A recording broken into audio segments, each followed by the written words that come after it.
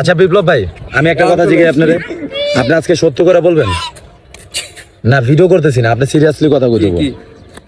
এখন ধরেন মনে করেন করলাম যে আপনার সামনে এমন না, আমার কথা শেষ করি। ধরেন মনে করেন যে ক্যামেরা অফে, ধরেন মনে করেন যে আপনার সামনে এখন এখানে ঠিক আছে আপনার গার্লফ্রেন্ড মারা গেছে, মানে আপনার এই সামনে এই জায়গার ভিতরে একটা গার্লফ্রেন্ড আছে বা মারা গেছে, মারা যাওয়ার পর আপনার ফিল কেমন হবে? এই ফিলটা কি?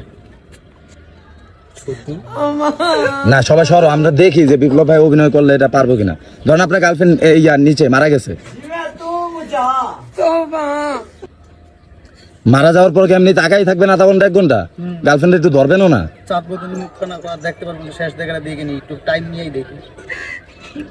তারে দেখে একটু কান্না করবেন, ইমোশন, এই ইমোশন আপনার চোখের ইমোশনটা দেখেই তাকান তো আমার দিকে।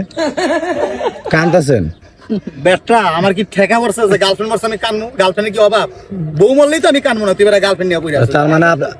তার মানে আপনি 4টা-5টা বিয়ে করবেন? যদি কপালে লেখা থাকলে তো আমার কিছু বুঝছি, মানে আপনার ক্যারেক্টার ভালো না, আপনার লুচ্চা ক্যারেক্টার। কপালে লেখা থাকলে তো কিছু করার নাই।